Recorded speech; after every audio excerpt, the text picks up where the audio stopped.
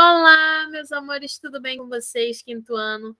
Sejam bem-vindos a mais uma aula de Projeto Revisa. Final de semana chegando e a gente já está aqui na última aula da semana, né? Projeto Revisa. Vamos revisar os conteúdos do quarto ano aqui rapidinho junto com a tia. Essa semana, vamos lá. Vamos aqui em geometria para a gente poder continuar falando, né? Na aula passada, nós falamos sobre as retas paralelas, concorrentes e transversais, né?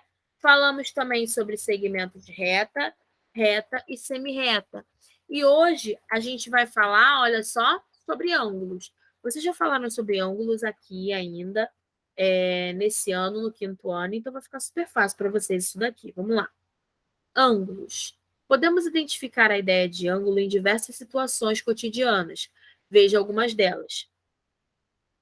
Ângulo é uma figura geométrica formada por duas semirretas da mesma origem. Observe a seguir a representação do ângulo. As semirretas A ou B são os lados desse ângulo. O ponto O, origem das semirretas, é o vértice desse ângulo. Então, vamos lá. Nós aprendemos que cada ângulo ele tem os lados, que são essas linhas, né, que formam o ângulo, e o vértice, que é a pontinha dele, né, onde eles se encontram. Para medir ângulos, podemos utilizar como unidade de medida o grau, que é indicado pelo símbolo, assim, né, aquela bolinha lá em cima, pequenininho. O grau surgiu a partir da divisão de um círculo de 360 partes iguais, e cada uma delas corresponde à primeira. A volta completa corresponde a 360 graus. Então, aqui a gente sabe que nós vamos ter vários graus, mas a volta completa corresponde a 360. O instrumento utilizado para medir ângulos é o transferidor, que é essa régua que está aí no desenho, como eu já havia explicado para vocês. Ao utilizarmos esse instrumento para medir um ângulo, devemos seguir os passos apresentados. Primeiro, posicione o centro do transferidor na vértice do ângulo, ou seja, naquele pontinho. Ali, no caso do primeiro, seria o O. Alinhe um dos lados do ângulo, a linha que indica 0 grau, tá? Que é essa linha aí que está no meio. Veja a posição do transferidor ao medirmos o ângulo EFG. Ele tem 70 graus. Aí nós vamos ver aqui os 4 tipos de graus que nós vamos aprender, os 4 tipos de ângulo, tá? Que nós vamos aprender. Vamos lá. De acordo com suas medidas, alguns ângulos recebem nomes especiais. Temos o ângulo agudo, que é um ângulo com a medida menor do que 90 graus. Então, o agudo é menor que 90 graus. Reto é igual a 90 graus. Obtuso é maior do que 90 graus e menor do que 180 graus. E o ângulo raso é um ângulo igual a 180 graus, tá? Utilizamos esse símbolo para indicar o ângulo reto. Vamos lá? Na página 172, nós teríamos que identificar aí na número 1, sem realizar medições, classifique os ângulos em agudo, reto e obtuso. Perdão. O primeiro nós chamaríamos de ângulo raso. O segundo seria agudo, porque ele é menor que 90 graus. E o outro, obtuso, porque ele é maior que 90 graus e menor que 180. Utilizando um esquadro, é possível identificar os ângulos retos. Veja 2 modelos desse instrumento. Bom, nós já vimos aqui um modelo que é chamado de, transferidor, que é esse redondinho na ponta. E esse aqui, de 2 formas diferentes, são o esquadro. Um tem 45 graus e o outro 60, né? Vamos lá. Junte-se a uma colega com um esquadro e marque um X nas figuras em que os ângulos destacados são retos. Os ângulos retos seriam da primeira e da terceira figura.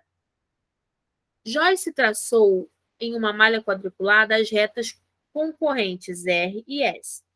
Se necessário, utilize o instrumento de medida para resolver o item A e B. Letra A.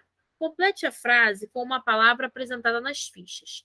Ao se cruzarem, as retas R e S formam ângulos retos, né? Porque ó, R e o S está aqui. Isso é um ângulo reto. Duas retas concorrentes são perpendiculares quando, ao se cruzarem, formam ângulos retos. Observe a imagem, as retas U, V, M e N, representadas em uma malha quadriculada de acordo com essa imagem, e marque um X entre as apresentadas nos pares de retas perpendiculares. Então, as retas perpendiculares serão as retas U e V e as retas U e N, porque são retas que se cruzam e formam o ângulo reto. Bom, gente, agora a gente, vou deixar aqui para vocês até a 178 para vocês poderem fazer, tá? Lembrando que na 176, 177, nós temos aí uma revisão de tudo que vimos por agora, né? Tem sobre aqui, os polígonos, sobre área, sobre perímetro, reta, segmento de reta e semi-reta, sobre os ângulos, né? E temos sobre localização e deslocamento, tá? Agora nós vamos para a página 237 de ciências.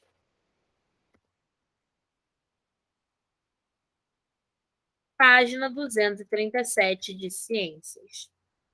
Bom, agora a gente já está aqui no finalzinho do nosso projeto Revisa de Ciências, né? Aonde nós vamos falar agora em ciências sobre as atividades que já vimos aqui. Então vamos lá, número 1. Relacione o tipo de transformação apresentado na coluna da esquerda com a definição da coluna da direita. Tipo de transformação em que os materiais mantêm suas propriedades após eles serem transformados. Irreversível, física, química ou reversível? Reversível, então letra B nessa primeira. Tipo de transformação em que os materiais podem retornar ao seu estado original após eles serem transformados. É a reversível. Letra D. Então, na primeira, letra B de física. Irreversível, letra D na segunda. Tipo de transformação em que os materiais não são capazes de retornar ao seu estado original após serem transformados. Irreversível. Então, vai ficar B, D, A e C. Letra A. Assinale as letras que representam as transformações que estão ocorrendo na situação apresentada na imagem abaixo. Aí nós temos a letra A, B, C e D. Ou seja, irreversível, física, química, irreversível. Vamos lá. Essa daí é uma figura, né, que é parte da geleira que está derretendo. Isso é uma transformação química ou física? Física, então marquem um X na letra B. Ela é reversível ou irreversível? Ela é reversível. Tem como a geleira, né, virar de novo sólido. Então, marquem a letra B e D. Circule o fator responsável pela transformação que está ocorrendo na situação apresentada na imagem acima. Aquecimento, umidade ou resfriamento? Não é resfriamento, né? Umidade também não. Então, é aquecimento. Qual é o nome da mudança de estado físico envolvendo a situação apresentada acima? Na situação apresentada acima, a geleira é uma forma sólida da água, né? E ela ficou líquida novamente, ou seja, é uma fusão. Vamos lá. Número 2. Muitos indígenas têm conhecimento de poder medicinal das plantas. Por isso, são capazes de tratar doenças com plantas medicinais, extraídas diretamente da natureza. Letra A. Qual é a principal diferença entre as plantas medicinais e os medicamentos comprados na farmácia? O que vocês acham? Bom, as plantas medicinais são um tipo de medicamento artesanal, né, gente? Por quê? Porque as plantas medicinais são feitas à mão, né? Eles arrancam as plantas com as mãos, fabricam lá o próprio medicamento, misturam tipos de plantas diferentes, com seiva e outras coisas, e aí colocam nos ferimentos. Letra B. Qual é o tipo de indústria relacionado à produção de medicamentos? É a indústria farmacêutica. Nesse caso aqui, nós estamos mais falando de indústrias artesanais, e sim das indústrias com maquinário e tudo mais, por isso, indústrias farmacêuticas. 3. Observe os dois alimentos abaixo. Vamos aproximar aqui.